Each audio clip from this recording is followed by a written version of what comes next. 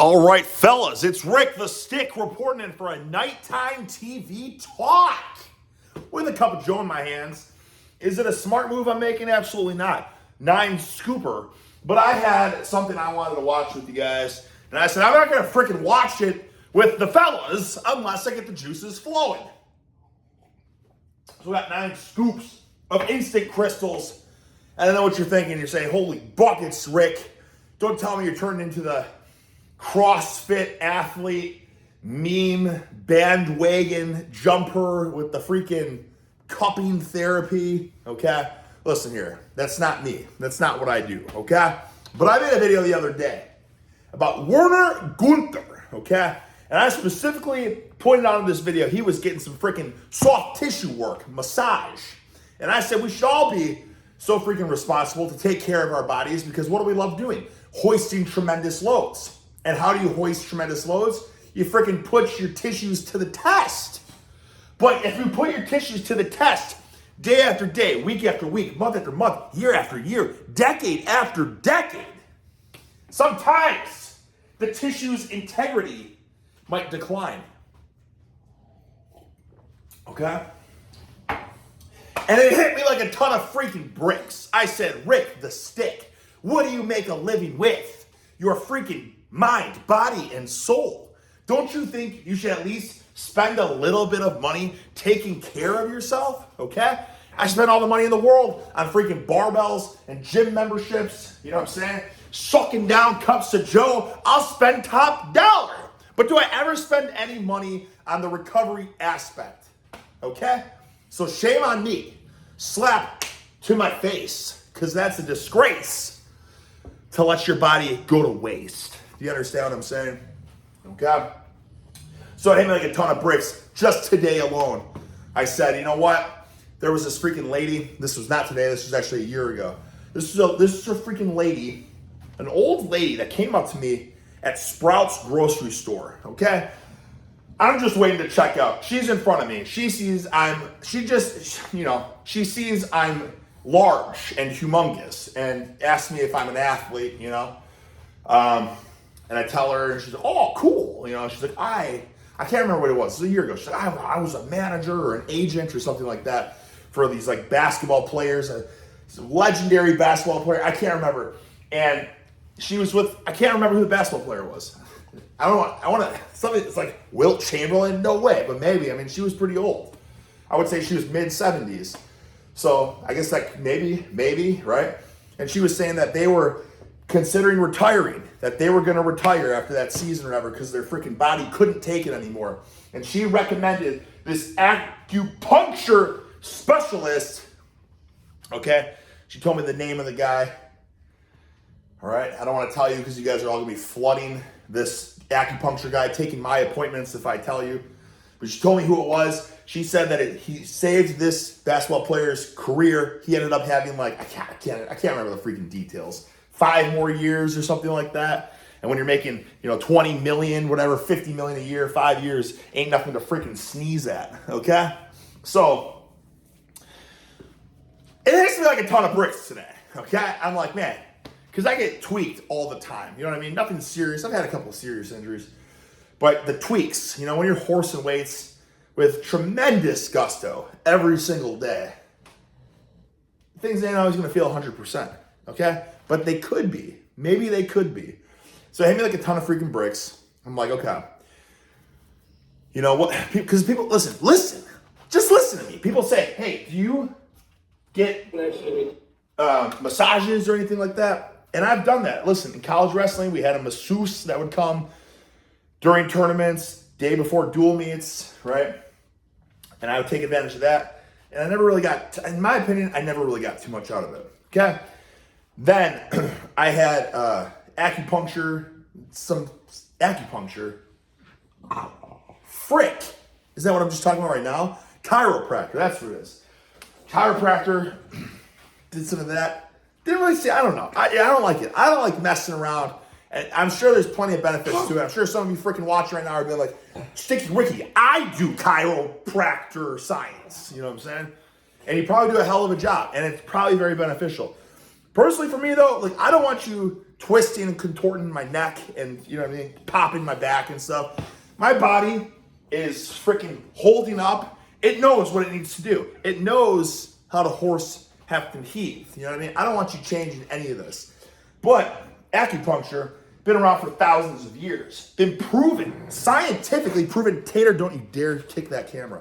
Scientifically proven to reduce inflammation. I mean, a million, look, literally everything. Depends where you just freaking Tater. Tater is rolling around, kicking his legs. He's gonna kick this camera over, I can feel it. It's been proven, but one of the main things it's been proven to help with is freaking tendons, okay? Synthesis of more freaking collagen and whatnot. Build up the tendons. Make them feel better. Probably make them healthier. I don't know, more increase in blood flow to these suckers, you know? So I'm like, dude, it's a freaking no-brainer, okay? Because like from time to time, I talk about it all the time, you know what I mean? Like, frick! Like, you do some back squatting with extremely tight shoulders, whatever, you get this freaking tendonitis that just lasts for months, and it kills your training. It's like, yeah, we can lay off it. We can let the aggravation dissipate, but I don't have time for that. And frankly, I love hoisting, hefting, and heaving. It's what makes me feel alive. It's what I do for fun, okay? Other people will freaking go to the movies, hang out with friends. I don't have friends. I just hoist, heft, and heave. You know what I'm saying? So you take that away from me, I got nothing. You know what I mean? So it's just like, brother, $90 a session, like you do it once a week, you know what I'm saying? Like you can do the math, you can say, well, Stinky Ricky, that's $360 a month. Is that much when they think about when you're making money off of your freaking horse cock tater stuff? Tater! Holy buckets. I knew it. He's a good boy. He's just having too much fun right now on the floor, kicking, hoisting those legs from side to side. Tater, why are you kicking your legs so many times? What are you doing? Holy buckets, Tater. This is a madman right now. Okay, who's a good boy? Who's a good boy? But that's enough, Tater. I'm going to draw the line there. Okay? Because you think about it, fellas. You know what I'm saying? Like, there's a million ways you can look at it. You blow a tendon out, you're freaking done. You're absolutely done for a year, okay? Not only are you losing the gains, but then you're probably going to have to pay for physical therapy. You're going to pay for your surgery, obviously, right? Say you don't have freaking health insurance. Oh, you bet your freaking buns. You're going to be paying that thing off for the rest of your life, right? So you do the math, like it's like $4,000 a year. But it's like, well, how much is, you know what I mean? Like some people will buy like a freaking Alico barbell is like, over $1,000, right? Just freaking items, just stupid stuff. Money is valuable, you know what I mean? It gives us freaking financial freedom to do the things we want. We have to pay for our essentials and all that. But at the end of the day, too, like, health is freaking wealth, okay?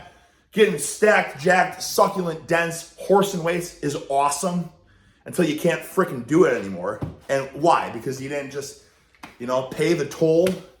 It could even be every other week. Now all of a sudden you're taking it down to like $2,000 a year to keep everything feeling fresh as a daisy. And maybe, I don't know, this will be an experiment for me. You know what I'm saying? Do this freaking acupuncture, cupping, and all that kind of stuff. Maybe the horse cocker will go through the roof. I don't know. All I know is, I got huge life-changing things coming up. And the last thing I need to deal with is freaking anything. So I'm staying on top of my freaking joint integrity. You know what I mean? Pay now or pay later, right? That's like eating junk food and stuff. It's cheap. I could go to Hardee's and get 6 sandwiches for $5. It's like, okay, yeah. But then you have a freaking heart attack or any of these issues come up down the road, and all of a sudden that $6 you spent ain't so cheap when it's costing you a freaking, $20,000 or whatever. You know what I'm saying? Of the surgery or something. Or God forbid, you don't have health insurance. Now you're in debt for the rest of your life because the freaking medical system is going to, you know what I mean? Like, oh, you don't have health insurance? Okay, that's not a problem. We can still do the surgery. It's only going to cost $750,000. You know what I mean? So, just things to take into consideration, fellas. You know, I'm just sucking down cups to Joe. Mama's not here to distract me. So you know what I mean? Like, I just want to have a good time tonight. Wife and daughter are going to be at dance until freaking 9 or something like that. So I said, hey, I have no wife. I have no life. I have no friends. I got imaginary friends that watch through the camera. You know what I'm saying? And what do I want to do? I want to suck down cups of Joe with my imaginary friends that can't talk back to me as I, you know, go on a tangent about what we're watching together, you know? All right. So, I wanted to watch this for a couple of reasons here. This video, you know what I'm saying? Like, people have been mentioning this in the comments, not in my comments specifically, but other videos. They talk about this video a lot. This video might be one of the greatest of all time. I've never watched it, which is why I want to watch it with you guys. Okay? It's rightfully so. It's got 5.6 million views. It's got to be a decent video. This is like a clash, you know, multiple freaking schools of thought clash together in this sucker right here. Jay Cutler, a 4-time Mr. Olympia. Larry Wheels, you know, world record power lifter at one point. And then freaking, you know, the greatest of all time magazine cover model, Mike Ohearn, right? We got a lot of polarizing figures here. And I heard this is a great video. And don't get it twisted. I watched like the first minute and I paused it and I said, no. We're going to document this sucker. And this sucker here is an hour and 12 minutes. We might be, you know, we're basically going to freaking run this until the wheels fall off. And what that means is until freaking mama comes home and spoils the fun for all of us. So let's check it out. Means tree. Oh, jeez. Yeah. We're going to trend them. Everybody's trending.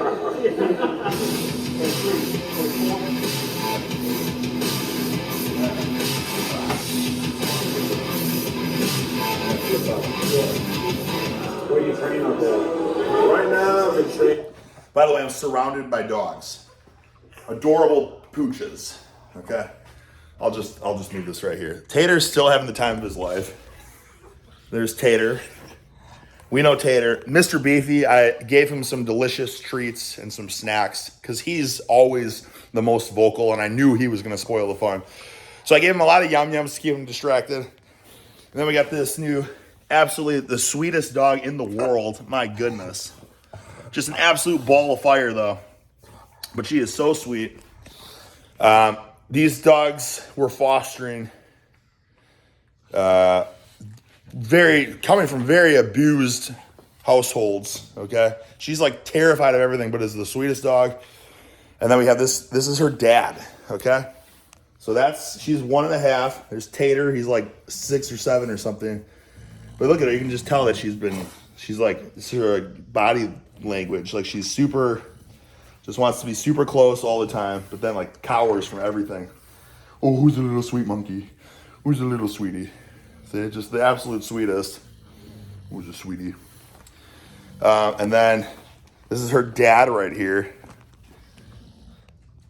He is 12 and actually has bullets in his spine. All right, he went to the vet yesterday for like a checkup. Super sweet as well. Bullets in his spine. He's got like a slash scar on him as well. So clearly, they came from a terrible place. Like they were forced. I mean, whoever scumbag had them, they were forced to give them up. So of course, we're fostering them until they find a forever home, which will, if I know my wife, it'll probably end up being our home. We'll be their forever home.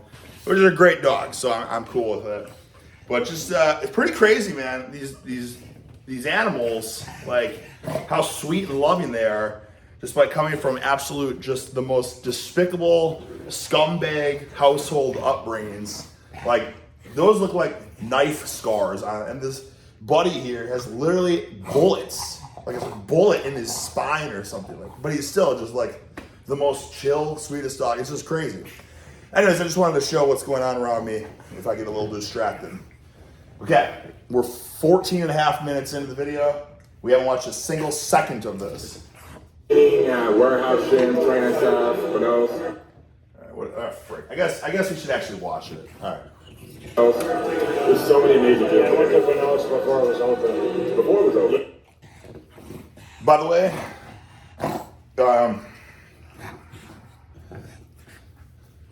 forget it.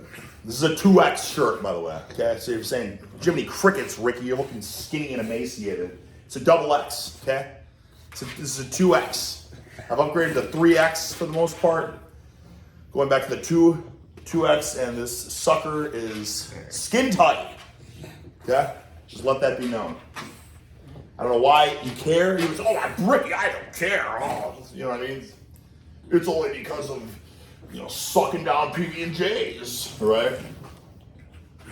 Just point it out there, because the worst thing is when you see people like, oh man, you're way bigger in real life, and it's because there's freaking the camera. You can't see freaking size on camera. It's a damn shame. You know what I'm saying?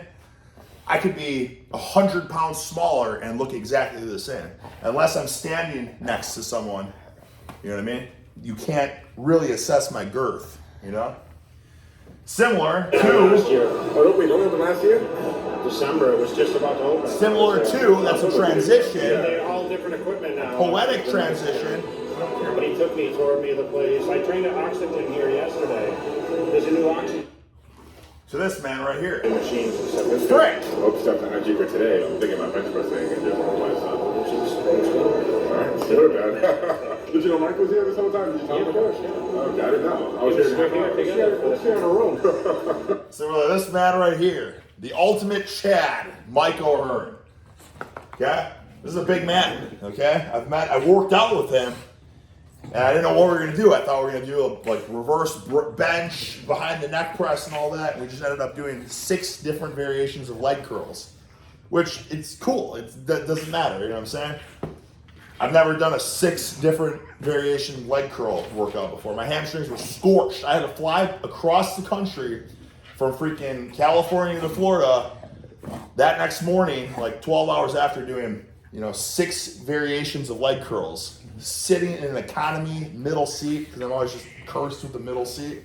Yeah, you bet your buns, I'm going to spend money where it matters, like acupuncture. I'm not going to waste my money because I'm a little, well, oh, I'm so sensitive. I need first class. I need extra leg room. You know what I mean? I'll freaking cram me in there. I don't care. I'll suffer.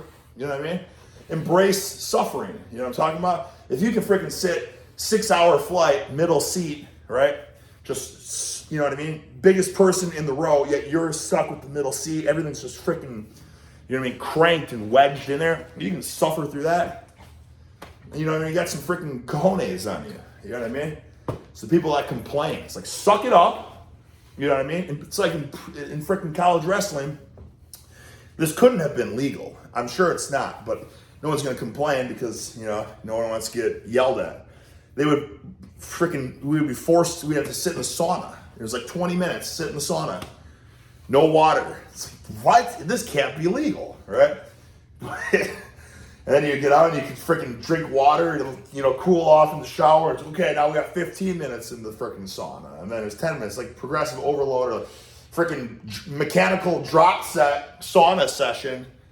You know what I mean? Just like, holy buckets, man, somebody's gonna die. And college wrestlers did die way back in the day from the sauna. That's why they banned it. Okay, sauna's cool and it's relaxing. Sit in the freaking sauna, like, oh, this is so nice. Unless you're forced and you can't get out and you have nothing to freaking drink, you know what I'm saying? It's the, you know what I mean?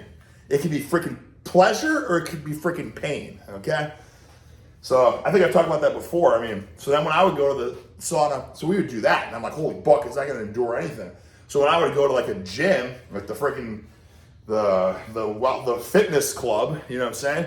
I would go in the sauna, and I would wait till people come in there, and I would just try to, they wouldn't even know, I would just beat them. I'm like, I'm not leaving until this person leaves, you know what I'm saying? And I think they knew it too. Or maybe they didn't, I don't know. But it was like a test, Like how mentally tough how much suffering can I endure? Because you'd already be in there for like 10 minutes, you're like, I think I'm gonna get out. And then somebody else would show up and be like, okay, no, I'm not getting out until they get out. You know what I mean? Because it's tough. Like sitting in the sauna, it's relaxing until it's not. And then it sucks, and then it's tough. You know what I mean? But unless you're super dehydrated, like college wrestlers cutting 20 pounds trying to make weight, like it's not gonna kill you, right? It just is uncomfortable. So you get comfortable being uncomfortable. Freaking sit in the middle seat on a cross-country flight. Be comfortable being uncomfortable, you know what I mean?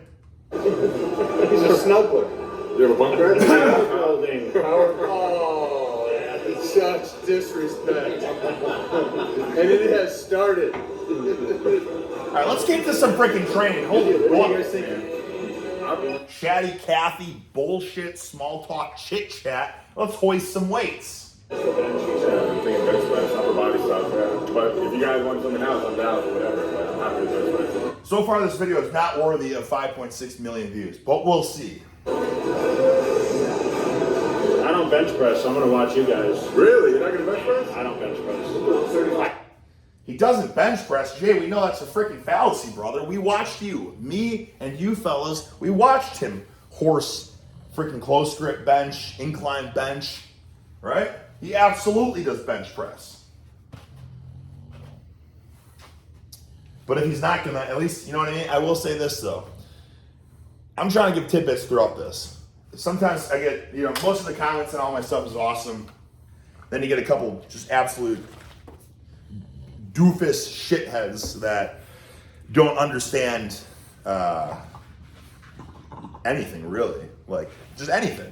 Like, for instance, my previous story, or not my story, a post. My post on YouTube 2 days ago or whatever,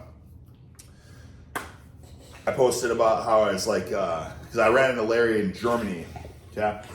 And obviously, sarcasm. I was like, watch this video of me teaching Larry how to properly horse cock weights or something like that. And everyone's like, oh, sick, like, awesome meetup, whatever. And there's one guy who's like, what? You really think that you are teaching Larry how to horse cock weights? Larry is a world record holder and frankly makes you look like a pencil neck. It's like, wow, brother. You think I don't know? You think I don't know that? You think I wasn't being sarcastic? My God. Dumbfounded by the absolute buffoonery. Okay? Also then, why am I even talking about this? I'm talking about this because when we watch these videos, what it does is it basically makes it easy to, you watch something, the ADHD takes over and it's like, oh, this is a cool topic. Let's talk about this. You know what I mean? That's what I've realized is the value in doing this in the first place. Okay? Like for instance, we're 23 minutes deep and we watched like 1 minute of the video. How much of the video even contributed to this video? None. Okay? But then some dumbasses are like, try talking about your own training and not talking about other people. No one cares. It's like, dude, we don't even talk about other people. You know what I mean? Do you even watch the videos? Man. These videos are just the freaking like, hey, I need a spark. Can you give me a spark, someone, so we can light an inferno? You know what I mean? That's what this is. This is just a spark. I mean, I can turn it off right now. We're already 23 minutes in. Maybe I should turn it off right now because this is going to be the most epic video ever if we actually try to get through it. But anyways, okay. We're getting ideas and stuff to talk about. Hey, it's nice to hear that at least Jay, he's got, I don't want to say he doesn't have an ego. He absolutely has an ego in some extent. Rightfully so. He's a 4-time Mr. Olympia. So when he's talking to people, he's saying, hey, I used to horse cock this way and look at my voluminous mass and all that for Mr. O's. It's rightfully so. It's not even an ego. It's just stating facts. But my point is, he doesn't give a damn. He's like, I'm not going to bench. I don't need a bench. You know what I mean? I've had the most stacked, jacked, voluminous pecs in the world at one point. So he's got nothing to prove. You know what I mean? So I do like that. And that's why for the most part, when people lift with Larry, I think they have too big of an ego where, Larry, one of the strongest people in the world or whatever, and these people are like, oh, I'm going to try to hang with him. Bro, you can't hang with him, dude. The guy's bench press almost 700 pounds. If you're going to try to hang with him on the bench press, yeah, you're going to freaking tear a pec. You know what I mean? That's where there's no shame in knowing where to draw the line, okay? That's for all the young fellas here. Because thinking that there's any examples. Can't think of anything in particular. No, yeah, back in the day, was squatting with people that like way stronger. It's like, I don't know, throw the weight. I'll try it. It's like, dude, if you love horse cocking, you probably know where your ceiling is. And listen, we all want to strive to hit PRs, and you should strive to hit PRs. But if you're lifting with someone that's like 90 pounds stronger than you, I'm just gonna say it, don't try to hang with them. All you're gonna do is get hurt. You know what I mean?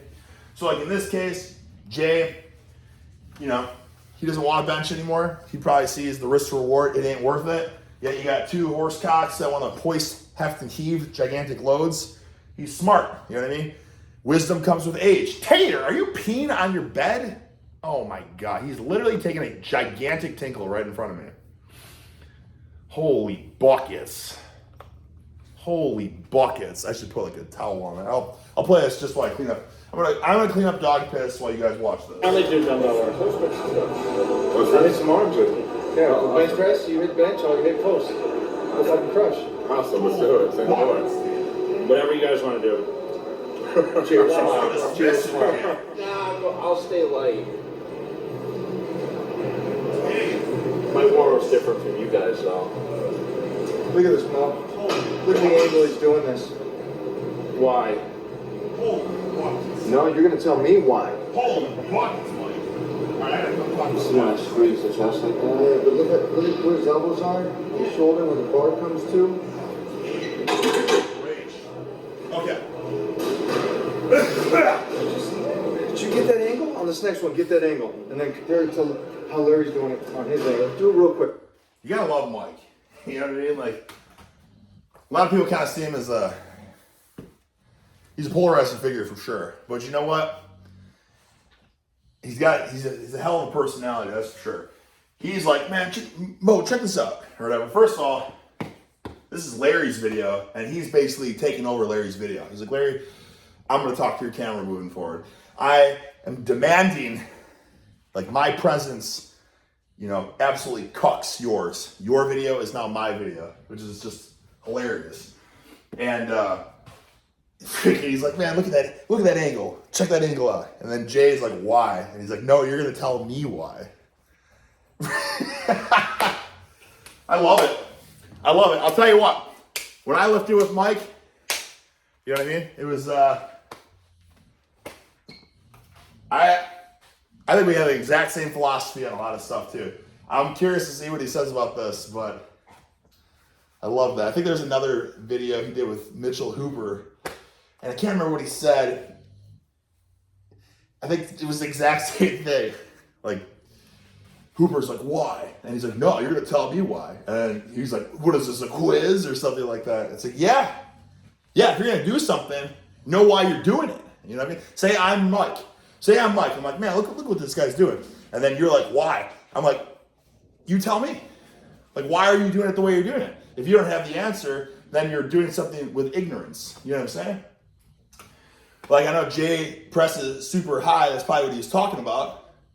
So why is he pressing super high? Because most people are going to press, like, you know what I mean? Sternum, okay? Not like guillotine press. You know what I'm talking about? But obviously, I'm sure Jay has reason, and that's what Mike's saying. No, you're going to tell me. He's not going to tell you why Jay's pressing that way. Do you get what I'm saying? Oh, man, I can't believe that.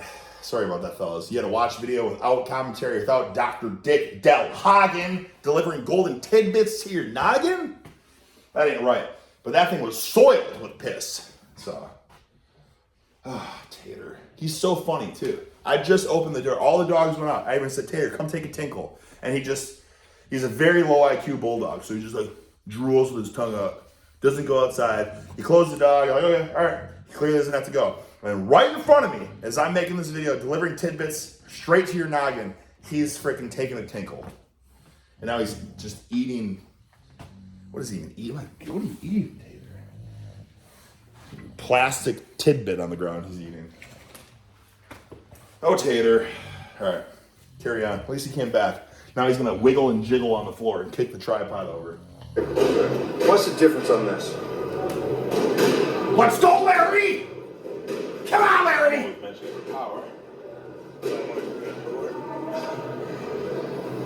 Ah, frick. Now look at the angle. Come on up top. Let me point something out real fast. Bye. This is common sense. When you know, but when you don't know, it's not common sense. I'll tell you, for the first freaking 10 years of my training, I never really started super light. It's like, oh, you know, like I don't know why, but like, look, doesn't matter how strong you are, you start with pencil neck weight, you know? And I'm ashamed of them for starting with a plate on the side. Maybe they didn't film it, but you should start with an empty bar. And then honestly, I know a lot of people don't do it, but I'll start with an empty bar, and then I'll throw a 25 on and I'll warm up with that. And then I'll put a 45 and I'll warm up with that. It doesn't hurt, it's only gonna help. You know what I mean? The dumbest thing you can do is, like, say you even have a 500-pound bench.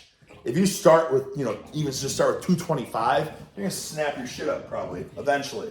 Might not happen today, tomorrow, a week, a month, a year, a few years, but you gotta get them freaking juices flowing, you know what I mean? Get the nervous system, wake that sucker up too, you know? Because you don't know. I will say this, you know, there's been times where I'll warm up, and because I always do it super light, I can avoid a catastrophic injury. Like, for instance, the other day, I was doing just rows and super light. And my second set, I was, oh, something didn't feel right. I'm like, okay, I'm just not gonna do that. I'm gonna avoid it. You give it a few days and you're good, right? Who knows what it was? There's a little bit of inflammation, a little bit of tenderness. I don't know. You know, just a little twinge that still needed to heal from previous horse cockery, you know? But when you go light like that, you get the opportunity to feel everything, okay? Imagine if instead of starting with the freaking pencil neck weight like I did and feeling it, imagine I'm like, oh, I'm a horse cock. I want to grab the freaking heaviest dumbbell and just go from there. You know what I mean? Boom, rep 1, snap city, you know?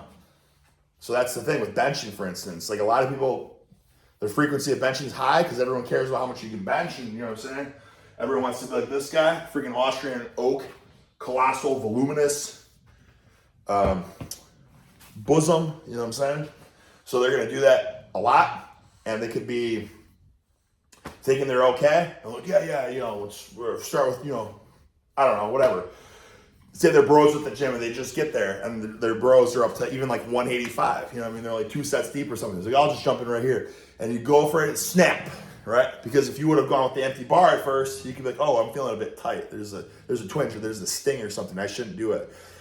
If there's any feeling like that, like if one side's good and the other side's tight, right? Especially if there's some sort of like twinge feeling, just don't do it, guys. Let me tell you this real fast. Never try to work through something that doesn't feel right. Because from my experience, like I've had many a times where I've had like little shoulder or a little bicep or something like that. And I'm like, ooh, that doesn't feel right. And you like grab, you know what I mean? I'm not the only person. I'm sure everyone does. You grab some light dumbbells or something. You're like, oh, you know what I mean? Like if you felt something in your bicep, you're like, oh, that's weird. That felt really weird. Oh, let me try to work through it. And you're really lightweight. Does it ever get better when you try to work through? Usually it's just like, oh no, that doesn't feel right. You know what I mean? Just give it a rest. If anything, like your shoulder, you know, a twinge in your pec, tricep, something like you pull your hamstring, and you come back a few days later, and it's like, oh, don't try to push through it. You can always listen. There's nothing wrong. I will go as far as to this extent because I've experimented with this for freaking years, guys. Back when I was doing like behind the back deadlifts every day, and then I would switch to Zercher deadlifts every day, and then I would switch to like trap bar deadlifts. Like, I can attest to it. Like, you can go a long time without like doing tons of arm work, chest work, whatever. You're not gonna lose that much. Yes, you're gonna lose a little bit of size. You're gonna lose a little bit of strength, but it's not like you're gonna melt away and be Jimothy Pencil neck. You know what I'm saying? So don't be scared. And I'm not saying take days off, right? Worst case scenario, if it's really bad, sure, take a day off. But I'm saying like, you can always do something. So if you have any sort of like twinge in your chest, it's like, oh, I took a couple days off. You know what? You took a couple days off, maybe it's feeling okay. You know what? Take a couple more days off. Just play it safe. Because when you're feeling something ain't right. You know what I mean? It's not just like, oh, there's a kink for whatever reason. It's like, no, this is a pain signal from your body because something's fucked up, okay? And that signal is there for a reason. It's saying, hey, I'm inflamed, I'm tender, I will snap on you if you push it any bit more. You know what I mean? All it takes is a little small tear, and then you try to horse cock through it to turn that small tear into a freaking 100% rupture. You know what I mean? So Like, if I've learned anything throughout the years, it's like, if you feel any sort of pain, discomfort, twinge, freaking, dude, automatically just give it a week. Don't come back the next day and say, oh, I think it feels better. Or come back in 2 days and like, okay, I think it's gone. Or whatever, you know what I'm saying? Even 3, whatever. Just give it a week. You know what I mean? Hey, better case, just give it 2 weeks. So if it's something like this or whatever, it's like, you know what you can do? This is an opportunity. It's a freaking blessing in disguise. That's a week or 2 weeks. Tater. Oh my goodness. I just smelled freaking dog feces and I'm looking, and he just, holy buckets, Tater. Holy buckets. I feel like I have to play this video for you guys now. You can watch this as I clean up dog feces. Holy buckets, Tater. This is my life, fellas. You know what I'm saying? No wife, no daughter. It's like, oh man, just suck down a couple scoops of Joe. Freaking watch some, you know what I mean? Watch some hoisting with the fellas, and instead of cleaning up, you know, urine and feces. Holy buckets, Tater. That stinks. Okay, I'm gonna play this. This shouldn't take me too long. Pop. Everything's coming into play where Jay's up top, and you can just see him flexing through, where Larry's dropping down underneath and tucking it. Yeah. I go elbows in if I'm doing power bodybuilding or trying to make it harder on myself. I'm doing what you're doing. I would love to talk about this right now, fellas. I'm almost Right done. now I'm just doing close grips, so I'm just going to keep it in tight Holy and down low. buckets. But I'll do everything from high necks, which you're basically doing high necks. And my whole point is To flex it through. flex the chest. But at the same time, I don't know if you realize this, the majority of society can't move their shoulders that well and keep healthy that well because you're impinging up top. It's So you true, have man. such It's big like range of motion. he is Even. impressive. I feel like he snapped. He Most did it for people a don't. long They time. don't. And Jay was Keep their a huge stamina down horsepower. in the press. So he Everyone wants to be up probably, here for everything, with pulling he and probably could have pushing. benched way more. That's where they He hurt was themselves good with. form. He just been able to He was isolate basically that range of guillotining motion. Like press I do the whole behind time. that press. You're like, oh, it's the worst thing in the world. Well, I'm 100 years old and I still got that range of motion. That's the key point of it, and that's what you're doing, which is Okay. incredible. Because most guys, especially Holy guys buckets. at your level, Woo! you have shoulders and everything. You're doing great. Love that. That's why you're the best. I'm not talking about bench pressing. Jay was speechless. He literally didn't give any, you know, he's just like blank staring at Mike. It's kind of a strange dynamic. Are they friends? Are they foes? I don't know. But I mean, listen, what Mike was saying was 100% true. Like, in order to bench press, if you're benching like this all the time, you know what I mean? Like, freaking guillotine pressing, basically. And this is like one of the most dangerous ways to press. That's how newbies, for the most part, press. They press here. Oh, I feel it a lot in my chest and shoulders. And then, you know, that's how you tear a pec or rotator cuff, right? And what do? To freaking hoist a lot of weight in a safe manner, freaking get the lats in it, tuck the elbows, right? Right here. So, but with that being said, I mean, that's how you're going to feel this way more in your chest. You're just not going to be able to press as much weight. So the fact that Jay was, I don't know, was he doing 4 plates like that on flat? I mean, on an incline he was. But it makes sense he was doing it on an incline because he's just doing all freaking shoulders. No, like, back involved, you know? But, yeah. Hoisting tremendous loads. Listen, if I can give 2 cents on it, I do like pressing up high for, you know, warm-ups or like maybe a pump finisher with very little weight. But like empty bar, when I warm up with an empty bar, I'll just do it in all different, you know, freaking neck, nipple, stomach, right? You know what I mean? Just feel everything out. You know what I mean? Like, cause you gotta find what works for your freaking anatomy too. And like, so at one point I was like, damn, low feels good, like bottom of the sternum. I was like, what if I go stomach? But I did that with like a close grip in my younger years. Like, what if this happens? And I separated my shoulder or AC joint. You know what I mean? When people hear separated shoulder, they think it's a huge injury, but like separating your AC joint, it sucks. It's very painful. It's not the end of the world though. But yeah, so that's the thing. You got to find that middle ground, right? You can't go too low, right? But the lower you go, like the less strain you're gonna put. You know what? It's a great freaking fix for that. Instead of doing here, you know what you can do? Boom, right here. Reverse grip or freaking right here, talon grip. Then you can press low. Zero shoulder discomfort. Feels a little funky on the lockout, but other than that, it feels amazing. Just something to throw into the mix, you know what I mean? So then you can think, well, I can guillotine press to really hit them freaking pectorals, right? For my power, you know, hoisting the most tremendous loads. I can freaking press right below the nipple. And if I'm feeling tweaky, twinge, shoulders are a little rusty, then I'll switch for today. Boom, right here. And you can freaking get tons of, you know, tricep work in. Still get that pressing power, but totally give your shoulders a rest. So think about that. We're 4 minutes in, guys. We're freaking 40 minutes on here, 4 minutes in here. I don't know if this is gonna work. Is this Mike's first set? Dude, that is a close grip. Holy buckets, man.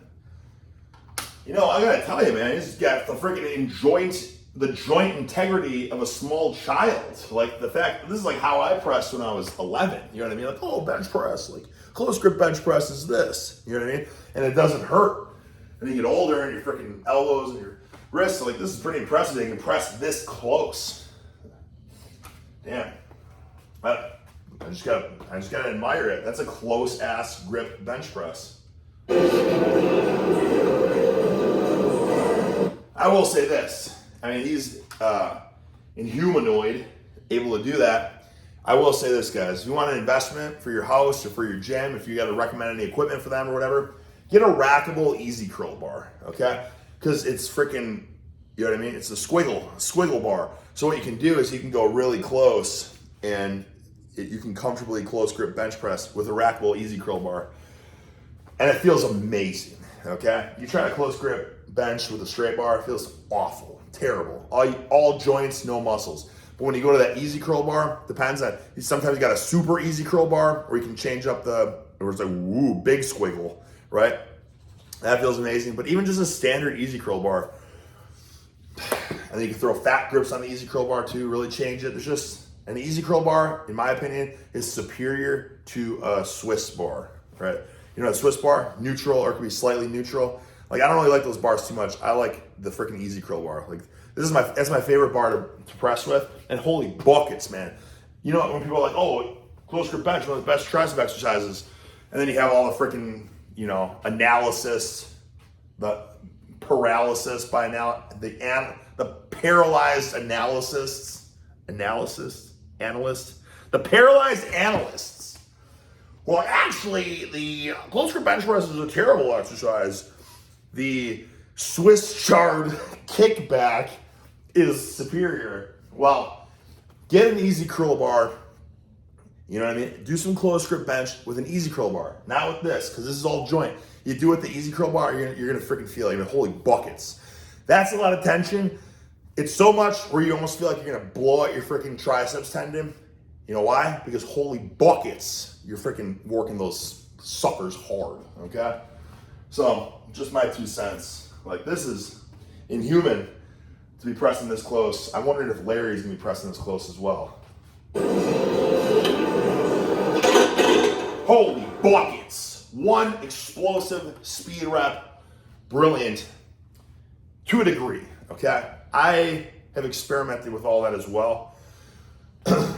And it with tremendous success up until it doesn't work anymore. So like, I advocated for the longest time, don't waste any freaking energy on warm-ups, right? That's not to say don't do them. You know, do a plate for a couple reps, do 2 plates for 1 rep, 3 plates for a rep, 4 plates for a rep. Like if you're deadlifting, for instance, 5 plates, 5.5 plates for reps, 6 plates for reps, 7, just 1. Because you just prime the freaking nervous system up. Don't fatigue the muscles whatsoever, okay? That used to be my go-to freaking method to horse cockery until I reached a certain age, and it's like, that still would make the most sense theoretically to hoist the largest loads, but maybe there's something to getting a lot of reps in your warm-ups so that the muscles truly are warmed up, the joints truly are warmed up, and if you are spent from doing too many warm-ups, you know what? That's okay. That's better. then not doing enough warm-ups, and then horse cockery through the wazoo, and then you tear a tendon or a muscle or something like that. So this is old man Del Hagen preaching on a pedestal now. I would rather fail my max because I did too many warm-ups than not do enough warm-ups and hit a max but tear something. Does that make sense?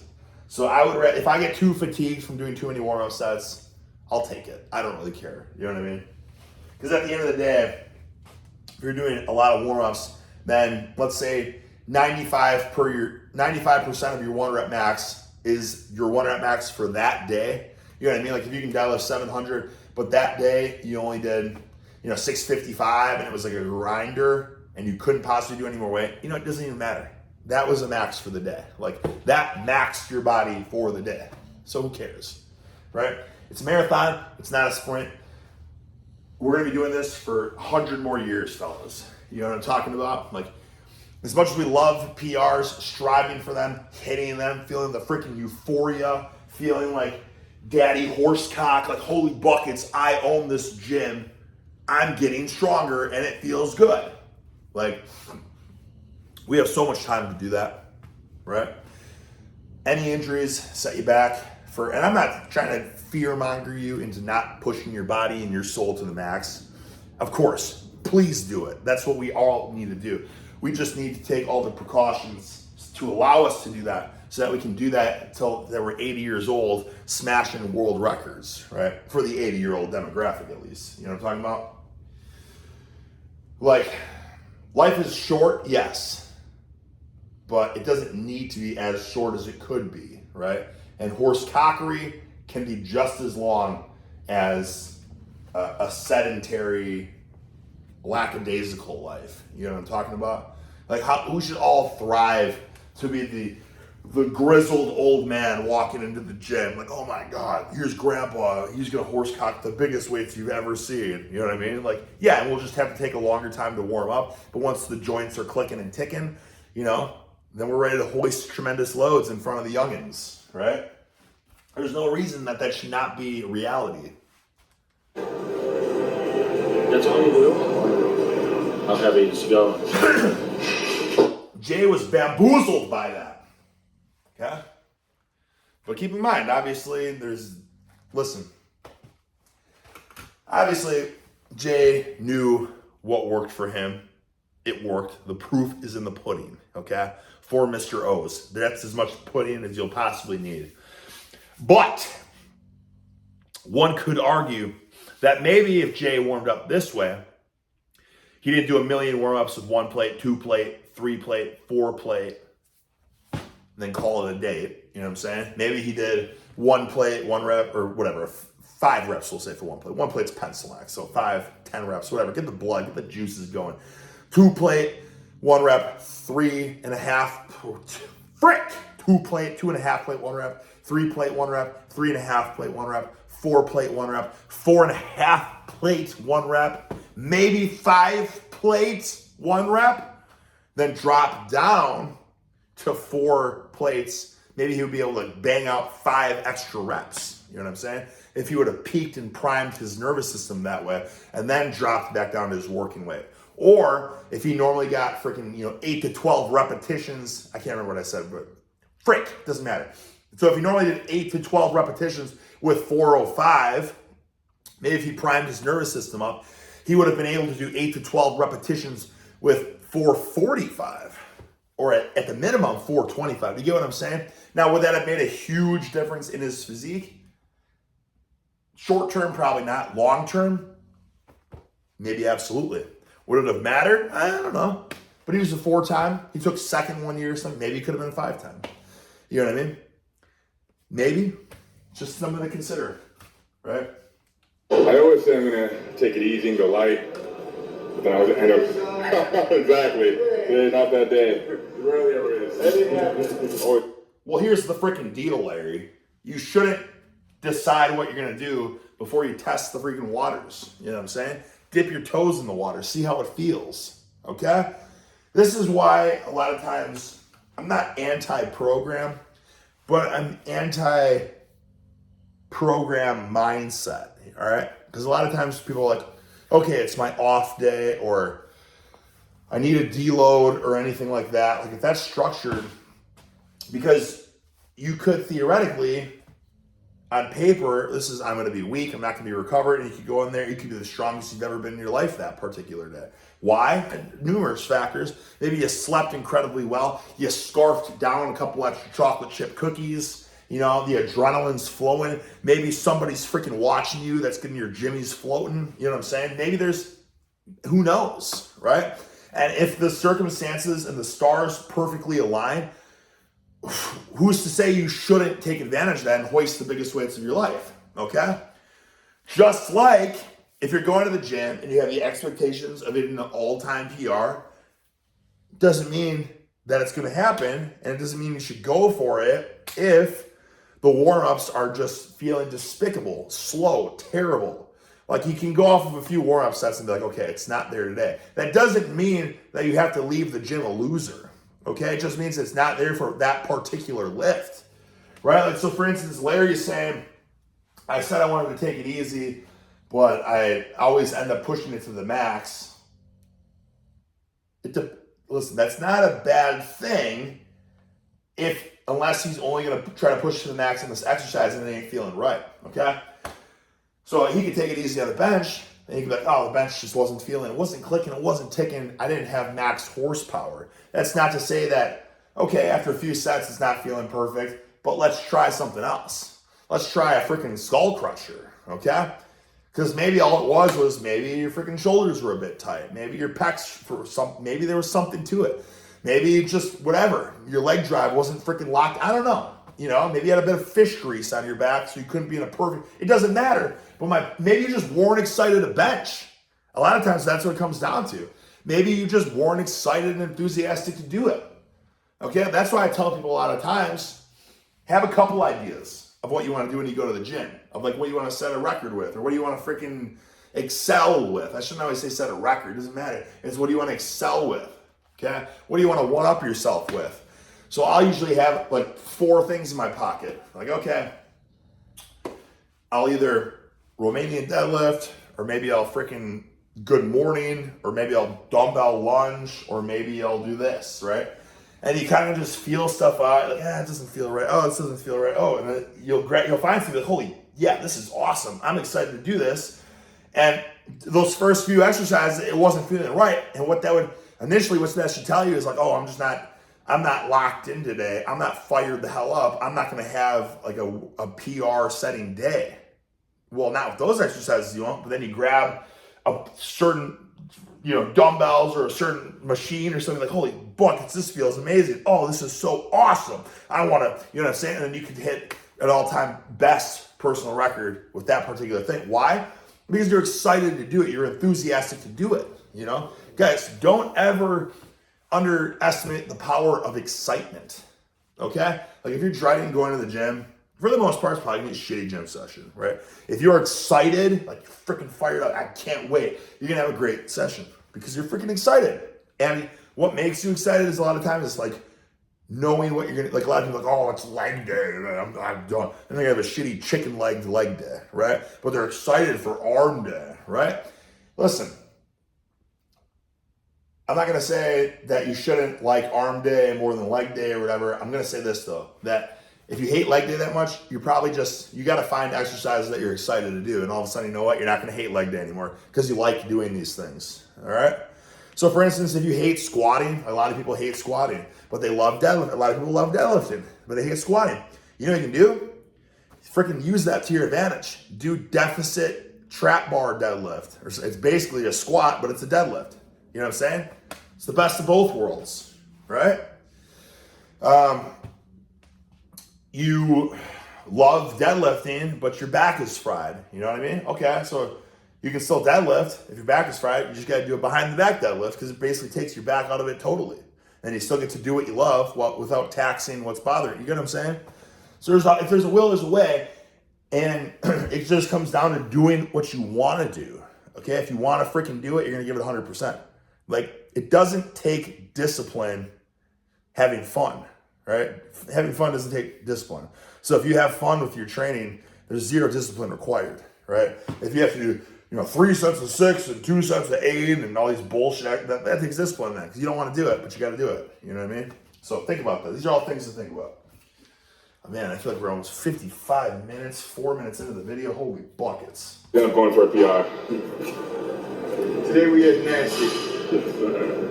He's the only guy that goes for PRs in sandal and slides. I don't think I've ever hit a PR in sneakers. Holy buckets. I'll give a head nod for a handoff. You got it. I like that. Man, the sandals, usually the sandals, like I see that and it's lackadaisical, right? Because if you're going to the gym in sandals, it's like, how hard can you truly be trying? Because in order to really horsecock tremendous loads, you have to like dig your feet into the ground, okay? But benching, I kind of think it almost, that logic almost is like the opposite, kind of.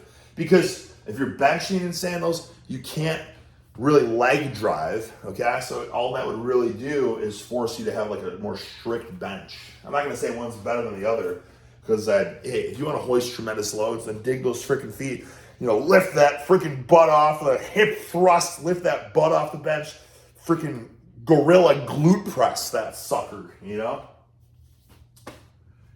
Whatever.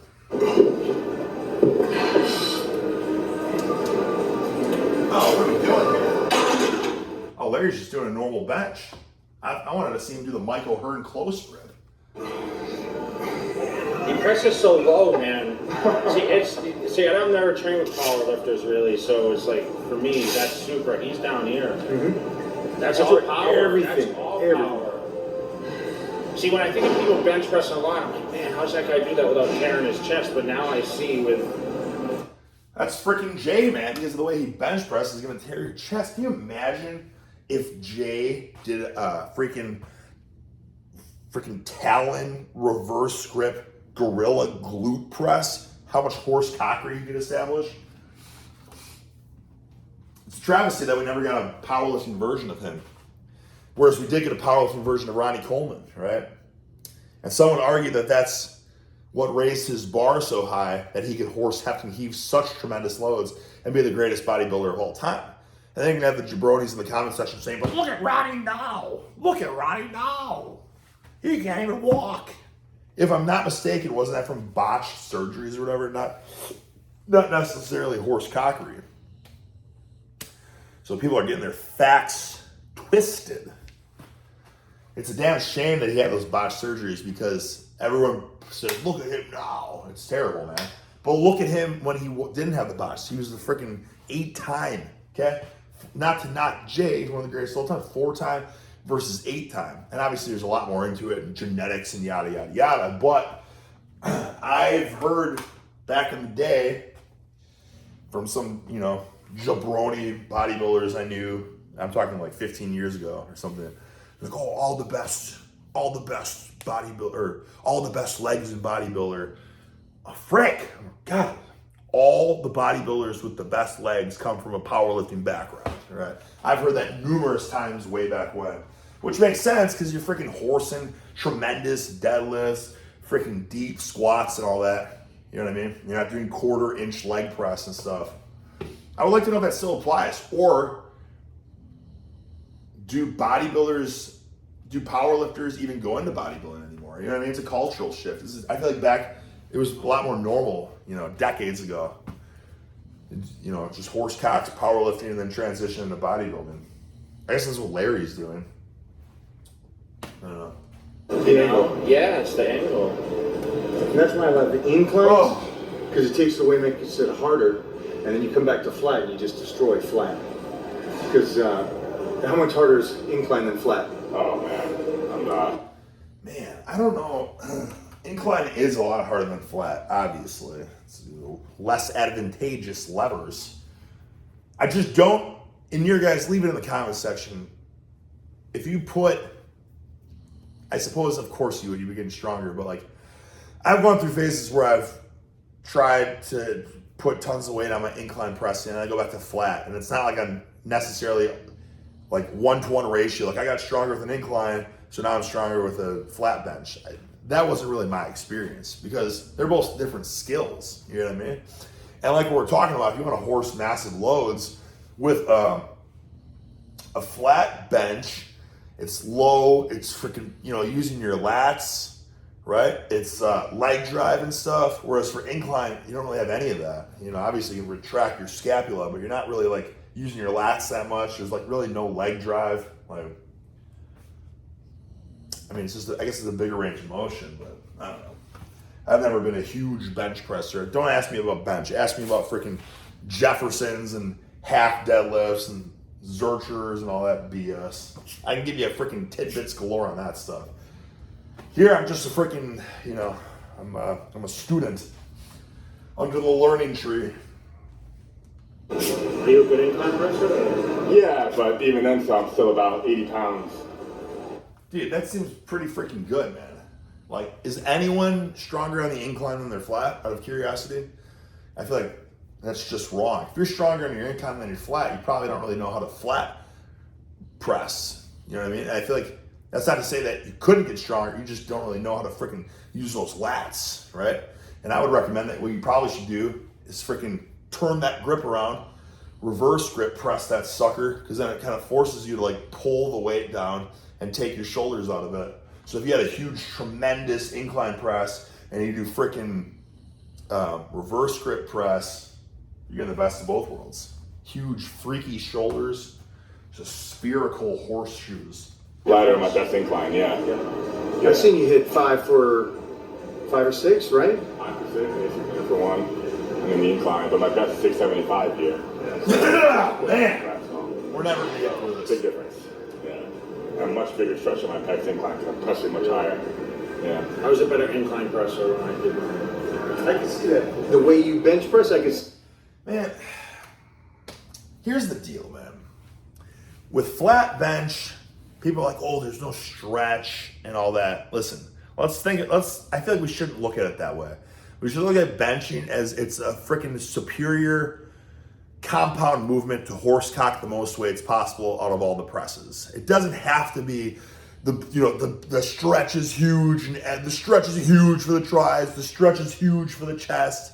Like, I think people need to get out of that mindset. Not knocking them, but I just feel like we hear this all the time. Like, oh, on these machines you get such a better stretch. But like, you know what I mean? Like, let's get out of the freaking stretch. People are so obsessed with that. Like, certain movements, if you're obsessed with a stretch, do a freaking dumbbell fly, okay? Nothing's gonna stretch you as much as that. And then you can do your freaking peaked horsecockery bench to move huge freaking weights, get the nervous system firing, teach your body how to be freaking taut and have maximum horsepower. Start with that sucker or something to warm you up and then do that. Put all your freaking, isn't that the old school concept? Like the big mass building compound movement, start with that and then do all your freaking icing on the cake, right? Press and then worry about your freaking stretch after that. Dumbbell fly or something. And I say dumbbell fly because I've done the cable flies, the machine flies, and it wasn't until, and they're okay, you know what I'm saying? Like you get a good contraction up top and stuff, but there's something about, and take it easy, go very light at first until you figure it out. But going heavy with a dumbbell fly, like my chest was never as sore as when I did that. And I would still do that, I just can't afford to tweak anything right now, so. If you're like, whoa, why don't we ever see you do it now? Like, I had a lot of videos doing it. I went up to 135, I think. Probably not the smartest. That was probably too heavy, but man, holy buckets. You want to talk about, there's a stretch for you. Stop obsessing about the stretch for a bench press. You know what I'm talking about? Or if that's really what if you're not obsess about the stretch in a bench press, get a cambered bench bar. Now all of a sudden what's here is now freaking here. It's enough stretch where when I've been pressing with the cambered bench bar, I feel it way too much like I'm almost gonna rupture my triceps tendons. So I bet that's probably about as deep as you can go is when you feel like you're gonna rip a freaking tendon. So there you go, there's your fix. You know what I mean? Whew. I don't think we're gonna make it through this, guys. We're a freaking hour and 4 minutes. Holy buckets, man. Should I try? We're 6 minutes in an hour and 12-minute video. Let's try. Why you would be. Thinking of a video of you pressing 4 plates for reps on the incline. Yeah. We watched it. We watched them Yeah, together. I was always a big incline presser. Remember, my whole thing was functionality, not, oh my gosh, I gotta press 405. It was all, okay, how much can I contract my chest through the motion? So I thought from every part of the rep was squeezing my chest and picturing the chest contracted the whole time. Best thing in the world. That's why I can't grasp one rep thing. You know what that reminds me of? Like, you know, how much can I get the best squeeze and all that? There's, I think it's like a Stan Efferding video with some other guy. I can't remember his name. But they were doing like, well, it looked like the most meme-worthy exercises, but stuff that's like made sense, and why don't you see people do it? It was, I think he was doing like, it was like a fly press with dumbbells, but it also they had bands hooked up to their wrists, or they had like the tower hooked up to their wrists too. So that they had like this force vector going on, but then they also had this force vector going on with the bands too. So it was like, it kind of reminds me of that lateral raise that a lot of people are doing. It kind of seems meme-worthy as well. You have to try it. I still want to try it though. Where you're holding 2 dumbbells and you have a band looped around your wrists, and then you have like a 10-pound plate resting in the middle, so that you have, you know, this going on, but then you're also having to pull apart. So it's like you have a lateral raise with like a reverse fly going on at the same time too. Like double force vector. Yeah. Again, that's where people are like, you're overcomplicating it. But it's like, it kind of makes sense. You know what I'm saying? Like, there is shit where you definitely overcomplicated it. It's jabroni pencil neck shit. But then there is kind of stuff like that where it's like, there's something to it, and it only looks ridiculous because it's just, a lot of people don't do it yet. But the second everyone starts doing it, like with freaking, you know, katana sword slicers and stuff like that, now all of a sudden it becomes a norm, right? It just takes one person to say, hey man, this is a badass exercise. And then a bunch of people are like, oh, that is badass. And then you see, you know what I mean? You start to see people doing it at the gym, and now all of a sudden it becomes a staple, and it's going to be in the next edition of the freaking Arnold Encyclopedia of Bodybuilding, right? You know what I'm saying? So, freaking double force vector, that sucker. Okay. It's because I couldn't get into the muscle in one rep. So different with bodybuilding and power training. So, this is just, we're never going to get through this, but there's just so much to say about all this. If you're like, oh, talk about your training, not theirs. See, who cares? It's like, all I'm doing is talking about my training. It's funny that Jay says that, because I've done like a million reps before. And again, I always feel like I always get only tweaked more so on high reps than on low reps. That's just me. But I can account a million times where I've done like grinding 1 rep maxes on bench, and the next day was like super sore in my chest. And it's like, did I feel the contraction? Did I feel the squeeze going on? No, but it happened. And it happened to the absolute max effort. So 1 rep or 10 reps, does it really matter the reps? No, right? It just matters the freaking tension and that this muscle is just being destroyed under. Plus, when you're doing a grinder, like, if you think about it, I think of time, like I've done, I want to say I've done like 1 rep maxes that were like 10 seconds long. Like 10 seconds, which I suppose makes sense because it's like 1 banana, 2 banana, 3 banana, 4 banana, 5 banana, 6 banana, 7 banana, 8 banana, 9 banana, 10 banana. Yeah, I've definitely had those 10 bananas. So you compare that to someone that's going 1 banana, 2 banana, 3 banana, 4 banana, 5 banana, 6 banana, 7. You know what I mean? Their set of 10, it might be 10 bananas, whereas my set of 1 might be 10 bananas. You understand what I'm saying? So at the end of the day, I don't think the reps really matter. But it's like I can't feel the muscle with only 1. And maybe that's the case for some people.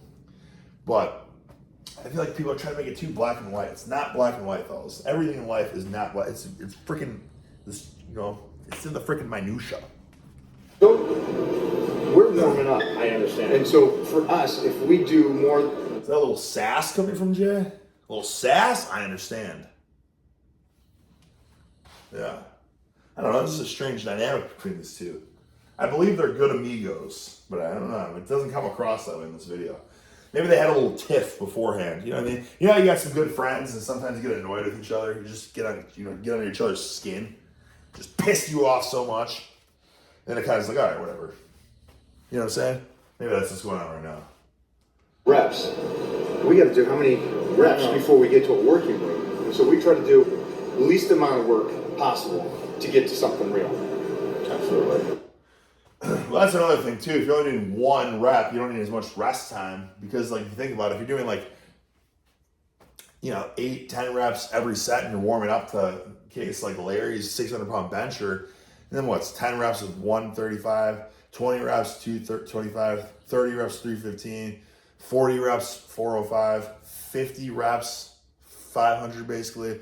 He's already got 50 reps then before he's even touching his top weight. So it's taking something that's taken into consideration as well. He says it's a nervous nervous system.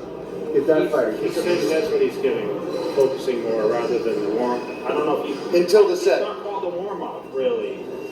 Well, it's how I like to call it a warm up.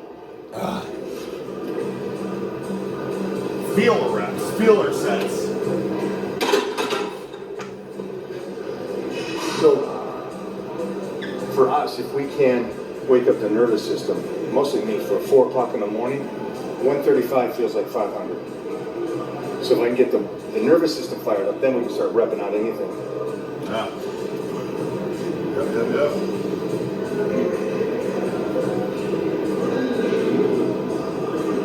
Look down at that. You see that angle? The guillotine press. Holy buckets. Look at his chest development. Oh, answer a lot of questions. Yeah, the guillotine press really is, man. If you guys haven't tried it, you should try it. Try to do it super light. I think there's a reason Jay's doing one plate and he's pressing that way. You can't press much more in that manner than one plate. You can go 2. You're freaking walking on eggshells. But it really does. You'll feel it. You feel it so much in your chest. But holy buckets, man, you're towing the line. Weight's a lighter here, though. I'll do it too easy. No, they're lighter here. Oh, I need some water. Holy buckets. This is a long video.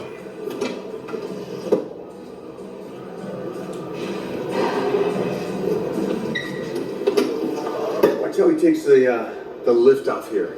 So one thing that in powerlifting you don't want to give up because you're already prepped and loaded before that weight comes off. So he's already in a position where everything's tight, and then just give him the weight. So you'll see the breath, suck it in, give a nod to me. I toss the weight to him, explode through it. I feel like that is great if you know who's giving you a lift off. I don't even ask for lift offs anymore. I hate them because you never know what you're gonna get. If you ask someone to give you a lift off into the gym, you might get, you know what I mean, where they lift it off and like they lift it so high that it like pulls you out of position. And it's like, okay, if I try to press now, I'm gonna tear my pec because I'm not like retracted at all. Or they might like lift it off and like put it like not out far enough so you like, you know what I mean, pull it in from 0 to 100, like pull it into position. Or they might not let go of it right away, or they might let go of it too early. There's just too many factors. So I think ideally, like if you can get comfortable unracking weight yourself, that's the best. But I know like for powerlifting, where every pound matters, like yeah, you want to take advantage of the lift off. But when that's the case, it's like you gotta, you learn each other. You learn how the lift off's gonna go. So you might go 3, 2, 1. People will lift it on 1, or people will lift it after 1. Like it's just too many variables. I would not trust strangers with the lift off because I feel like that's like everyone, on social media, you see all the freaking viral clips and stuff, like the Manic Mike trend twin tearing his pec. Like I watched that snippet and it looked like a terrible lift off, right? It looked like uneven or something. So it's like, or it was too high. I can't remember. It was so long ago now. I can't remember exactly what it is, but I watched it and I was like, dude, he tore his pec probably. I think he had a twinge that he was pushing through, but he also tore it because he had a shit lift off. and he probably lost position. And if you try pressing here, I'm losing my voice. I've been talking for an hour and 15 minutes straight. If you freaking, your back's not like engaged, shoulder blades retracted and stuff, like from here to, if you try pressing here, yeah, absolutely you're gonna tear it back, especially under a colossal load. Why? Because of bad lift off. So all it takes is one bad lift off, it could cost you your career. Best case scenario, it costs, or like if you tear something, best case scenario is it costs you just a year of recovery. You might never be the same. So all things to consider. Not to fear monger you guys, it's just I want you to horsecock weights at 100%, but do it in the safest manner possible. And sometimes the safest manner is a harder route. Like, okay, I got to learn how to lift weights off myself, right?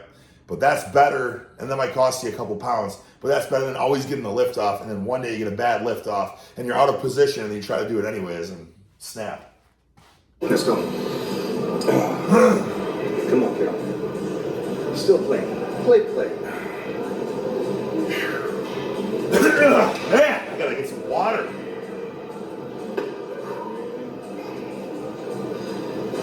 You got it. Oh, thank you for being my friend.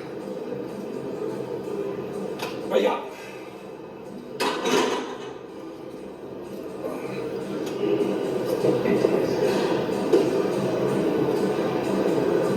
Okay, this is pretty close. Let's see what Mike's got. Is he gonna go 1? Is he gonna go 4? Is he gonna go 5? I don't know. Come on. Weird.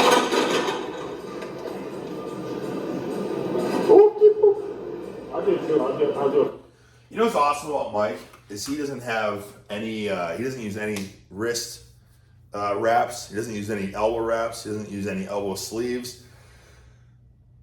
Like it's. I'm not saying there's anything against it, but I feel like most people do use that kind of stuff, and it's just like, again, how the hell does he go so close grip with no compression or anything like that, with the behind the neck and all the reverse and all? It's just like, it's crazy, man.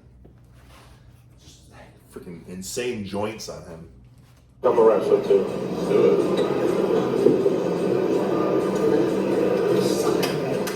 No. Come on, kid. Let's see it. Nice.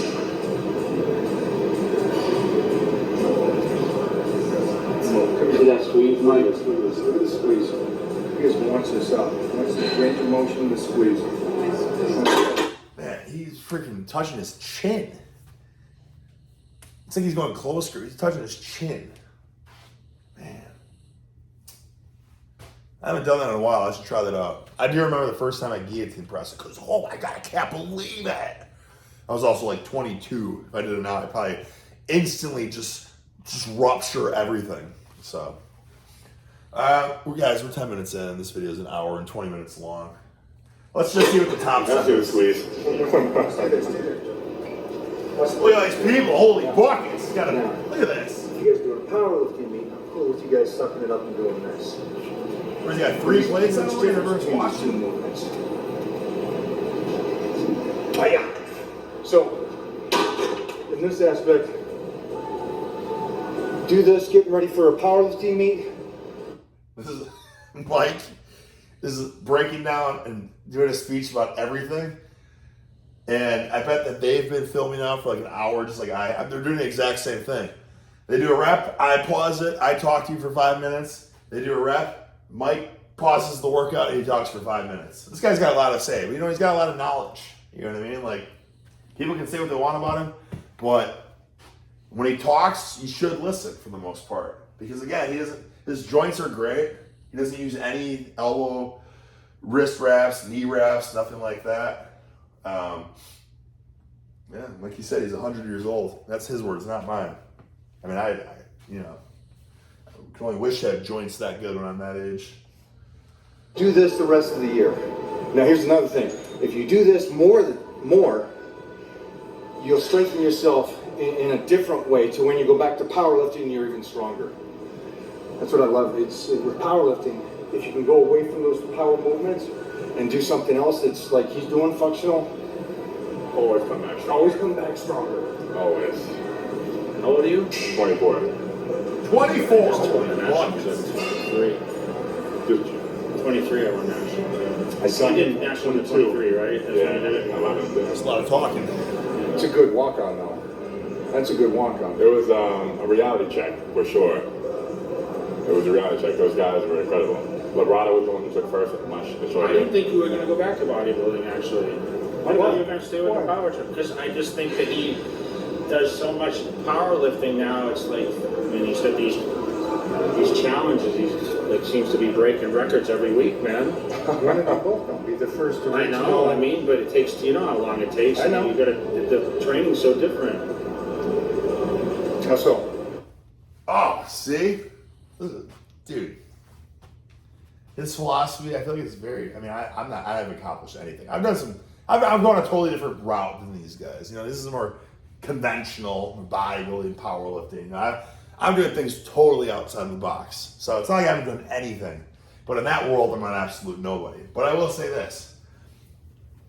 Mike just asked Jay, how so is powerlifting training totally different than bodybuilding training? And before he even said how so, I was going to pause it and say, why is that though? Because I feel like for powerlifting, yeah, maybe you don't have to be, I'm going to try to word this. Okay. Like Ronnie Coleman, for instance, and a lot of guys, Johnny Jackson and stuff too. They start their workout with a big compound movement. And this is just bodybuilding 101, you know, a decade ago or so. Start your workout with a squat or with a deadlift, right? And then you throw more of the isolation stuff in after that, right?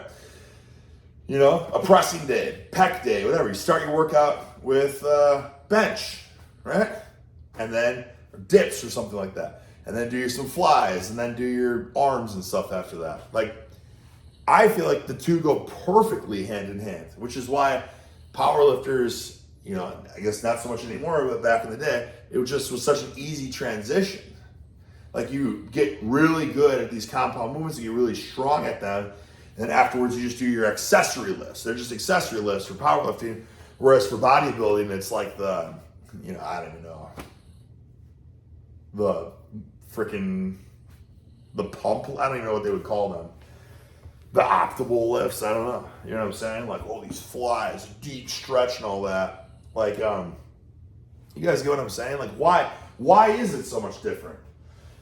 I train with John Hack, who's arguably one of the greatest powerlifters of all time. So, if I was doing, so like for me, like I'm not a powerlifter. I just want to be as strong as I can be. I want to be as jacked and stacked, succulent and dense as I can be. What do we do when we worked out together? So deadlifting was his priority of the day, right? Because he's a powerlifter, one of the greatest of all time. So we deadlifted, and then after we deadlifted, we did sets of 8 on barbell bent over row. After we did that, we did seated, one-arm seated rows. And then after we did that, we finished with calves. So not a ton of, and it was a pretty good amount of volume. Not a ton of exercises. A bodybuilder might do 8 exercises. But if you think about it, the deadlift, a lot of bodybuilding programs will start with a compound movement like that, you know, and then a bent over row, total bodybuilding. A seated row, absolutely bodybuilding. And then calves, like that's another bodybuilding thing, is always ending your workouts with calves and abs. That's like Arnold 101, right? That's a lot of bodybuilders used to do that. Some probably still do that. So really, it's, I guess you could argue that you could have probably put like a lat pull down or something like that, and a vertical pull. But other than that, it's pretty much bodybuilding workout. You know, sets of 8 too, absolutely. That's Jay Cutler 101, 8 to 12 repetitions. So I would argue more so that it's like the diet, it's all that kind of stuff. I don't know. You know, to get like lean and shredded and whatever, but the stimulus in the gym is very similar in my opinion. Let's see what they have to say, and then I think that'll wrap this up because this is getting way too long. Reps. 100%. Reps. The reps. And Reps, but I feel like that's case by case. I don't know. Like I just said, with John Hack, arguably one of the greatest powerlifters of all time, he's sets of 8. Obviously the deadlifting, I don't know if he does more. I think he does more reps for that. But with those big compound lifts, I know some people are like, oh, build lots of mass, 8 to 12 reps. You should never do 8 to 12 reps with a deadlift, in my opinion. Maybe a Romanian deadlift, I don't know, but I think with those big compound movements that take more skill and stuff, honed in nervous system, I just think you should always keep those low. Prime your body up, and then you can do the higher rep stuff with the more isolation, But I'm a nobody, you know what I'm saying? So take it for what it's worth. But, I can't speak, listen guys, I can't speak for at this level and what it takes to be at this level in terms of supplements and things of that sort. I've trained a lot of athletes, and training in that manner that I just explained to you. When I was the strength conditioning coach for the Wisconsin wrestling team, those guys all got too big. The head coach yelled at me that I was getting them too big, okay? And, these are athletes. And basically all we do is we start every workout like low, very low. 1, maybe 2, maybe 3. Deadlifts, squats, bench, heavy pull-ups. And then after that, it was always just higher rep stuff with all the, accessory bullshit. Rows, dips, leg press, lunges, he just said it, 300 pounds. He's got to get more size in order to do the bodybuilding thing. And when he leans down, look how lean he stays all the time. For him, he has to struggle to get 300 pounds, I bet, to eat a lot, right? Yeah, it's a full-time job. For him to put on weight like that, as lean as he stays, he's got a fast metabolism. Especially with the core training. When you train with your core like that, it keeps you that much leaner, Fuck, man, when you go for those max lifts like that, it burns a lot more calories than the guy that just goes in the gym and does 10 reps with shit, puts it down, takes 5 minutes between each set. Yeah. Time and attention, a lot different. That's a lot of calories. You do both though, don't you? I do, yeah. Yeah, and I feel like you should do both. This is crossing the whole bridge of like, why is it one or the other? Like everything in this fitness realm, everyone tries to make it one or the other. You know what I mean? Like, oh, this is optimal and that's not. Like, everything is optimal. Depends on how you do it, how you use it together. And I think that the best way to do this, I think you do both, and you do fucking strength. You can try to get as strong as you can, use that strength at the beginning of the workout, one exercise. And after you use up all that strength and you're exhausted, then you can just do all your easy pump stuff.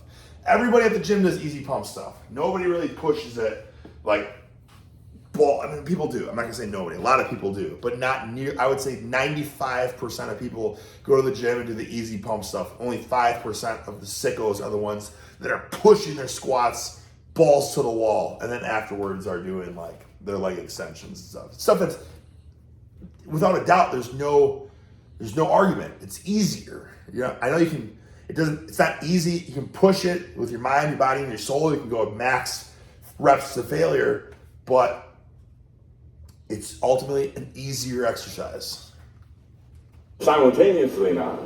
No, but I mean, if you're working part of the year, that thickness and that density, and then you come back the other part of the year and sharpen it.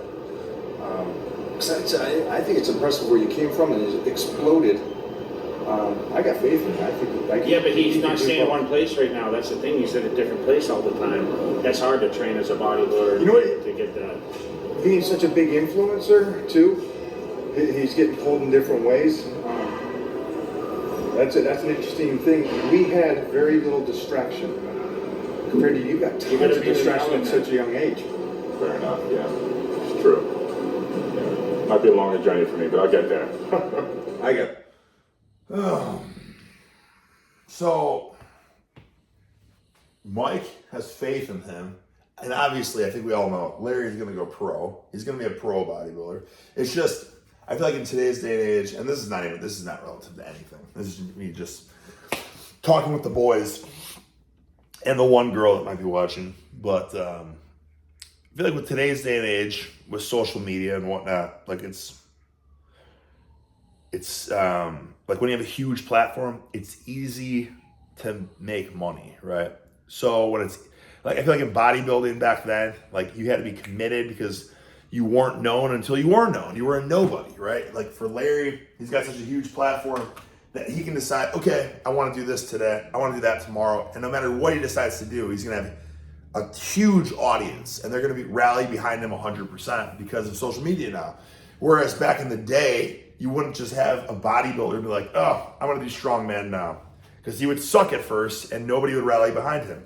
Oh, I'm going to go do arm wrestling now, because he would suck, and nobody would rally behind him. It would take him a long time to build his name up. So back then, you had to probably really commit, because you're trying to make a name for yourself, and you wouldn't make a name for yourself until you're freaking relevant in that industry. Now it's too easy to become relevant in industries because all Larry has to do is say, I want to start playing disc golf. And he's going to have 1 million people like, oh, the disc golf organization. They're like, holy shit, Larry Wheels has joined the World Association of Disc Golf. This is amazing. And they'd be broadcasting it. He would already be a big deal. People couldn't wait to see him play. It would be that easy because of social media. So I feel like it's hard to be all in on one thing in today's day and age. Like I think, as Mike said, like he believes in him. I mean, obviously, he's like 260 ripped and stuff. I think he did so well in powerlifting because he wasn't established yet. He was a nobody. He was building his audience purely because of his horse cockery, right? And because he did that, now it's too easy to get distracted because he can do anything and have a microscope placed on him because of that. So, but I think it seems like bodybuilding seems like a bucket list thing for him. Like he really just wants to get that. God damn it! All right, well that's gonna be that. That ends it. Sorry about that. I accidentally hit a button as per usual.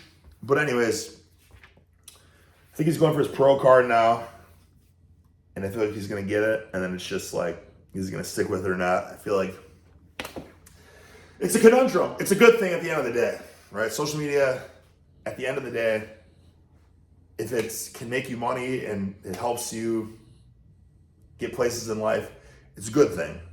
But it's a double-edged sword, right? But anyways, I'm losing my voice. I can only talk for so long. Mono. Wife and daughter still are at home. Holy buckets. All right, that sums it up. I made that video the other day about Warner Gunther, and it reminded me how much I enjoy watching videos with you guys. And you guys remind me all the time, it's like, you don't have to talk about, fitness, you can talk about anything.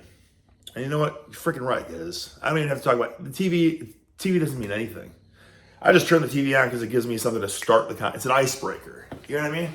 I don't want to just turn the camera on and we're got this big thick layer of ice that I can't get through to you. So it's easy to turn that on, smash the freaking ice, and go off on a tangent. And I think that's what I'm going to start doing now on because I like making videos. I don't do it for like, oh, I'm going to be a big famous YouTuber. It's never going to happen. You know what I'm saying? I don't put enough effort into production quality and stuff, and I don't ever want to. Someone commented on my video just yesterday or today or something like, oh man, in 2025, you shouldn't be talking with the TV behind you. You should have a green screen. It's like, why? That's a waste of my time. I don't want to have to go and edit it and put the thing over the green. This production quality is top notch. I don't care. If it's not high enough production quality for you, then you're here for the freaking wrong reasons. You know what I'm talking about?